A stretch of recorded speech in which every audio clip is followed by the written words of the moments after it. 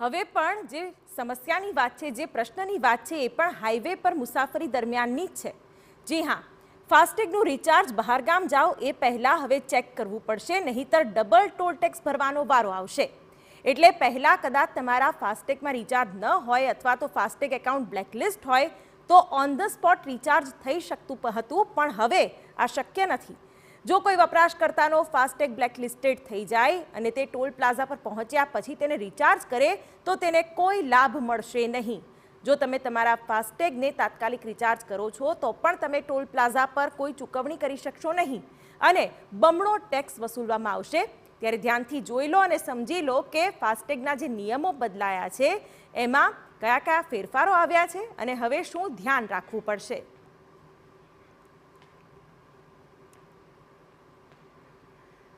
ત્યારે ગ્રાફિક્સ થકી આપને દર્શાવી દઈએ કે કયા નિયમો નવા આવ્યા છે અને કેવી રીતે હવે તમને તે લાગુ પડશે। આપને જણાવી દઈએ કે national payment corporation of India દ્વારા ટોલ ટેક્સ અને ફાસ્ટેગના નિયમોના ફેરફાર કરવામાં આવ્યા છે અને 17 ફેબ્રુઆરીથી તે અમલી બન્યા છે। ટોલ બૂથ પર ટ્રાફિકની ગતિવિધિમાં સુધારો કરવાનો હેતુ છે, સરળ પડે એટલા માટે આ નિયમો બદલાયા છે। ફાસ્ટેગ રીડ થયાના 1 કલાક પહેલાં અથવા રીડ થયાની 10 મિનિટ પછી બ્લેકલિસ્ટેડ રહે છે તો ચૂકવણી થઈ શકશે નહીં, એટલે કે નિયમિત ફાસ્ટેગને રિચાર્જ કરાવતા રહેવું પડશે। જો ફાસ્ટેગ બેલેન્સ ઓછું અથવા કોઈ પણ કારણોસર ફાસ્ટેગ બ્લોક થઈ જાય તો વ્યવહાર નકારવામાં આવશે, એ વ્યવહાર થઈ શકશે નહીં, તે પણ આ નિયમમાં બદલવામાં આવ્યું છે। આ નિયમોની અવગણના કરવામાં આવશે તો વાહન માલિક પાસેથી દંડ તરીકે બમણી ટોલ ફી વસૂલવામાં આવશે, તે પણ એક નિયમ લાગુ કરાયો છે। ફાસ્ટેગ રીડ થયા પહેલાંની 60 મિનિટ પહેલાં જો એકાઉન્ટ બ્લેકલિસ્ટ હશે તો પેમેન્ટ નહીં થઈ શકે, એટલે કે 70 મિનિટનો એક ગાળો રાખવો પડશે જેમાં ફાસ્ટેગને રિચાર્જ કરી શકાશે અને ત્યાર પછી ચૂકવણી થઈ શકશે। ફાસ્ટેગના સ્ટેટસને સુધારવા માટે 70 મિનિટની વિન્ડો મળશે। કઈ અસર થશે તે પણ આપને બતાવી દઈએ। 70 મિનિટના વિન્ડોમાં એટલે કે સમયગાળામાં તમે ફાસ્ટેગ રિચાર્જ કરાવશો તો તમે ટોલ ટેક્સ ચૂકવી શકશો।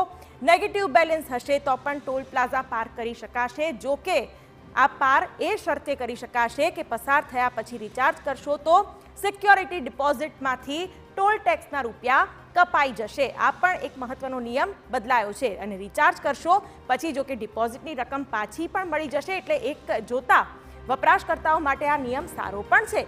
ત્યારે બમણા ટોલ ટેક્સથી બચવા શું કરશો? રીડ થયાના 60 મિનિટ પહેલાં અથવા 10 મિનિટની અંદર ફાસ્ટેગ રિચાર્જ કરવું પડશે। હવે તમને સમય નહીં મળે ફાસ્ટેગ રિચાર્જ કરવાનો અને તમારે એક સમયગાળા દરમિયાન તેને રિચાર્જ કરવો પડશે।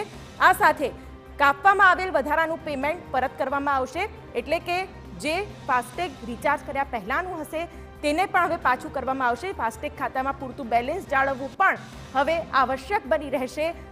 કેવાયસીની વિગતો પણ અપડેટ રાખવી પડશે તો જ તમે ફાસ્ટેગની સેવાનો ઉપયોગ કરી શકશો, બાકી બમણો ટોલ ટેક્સ ભરવો પડશે। ફાસ્ટેગ ખાતામાં ઓછામાં ઓછું 100 રૂપિયાનું બેલેન્સ પણ જાળવવું એટલું જ જરૂરી છે અને તો જ તમે ફાસ્ટેગ જેવી સુવિધાનો ઉપયોગ કરી શકશો।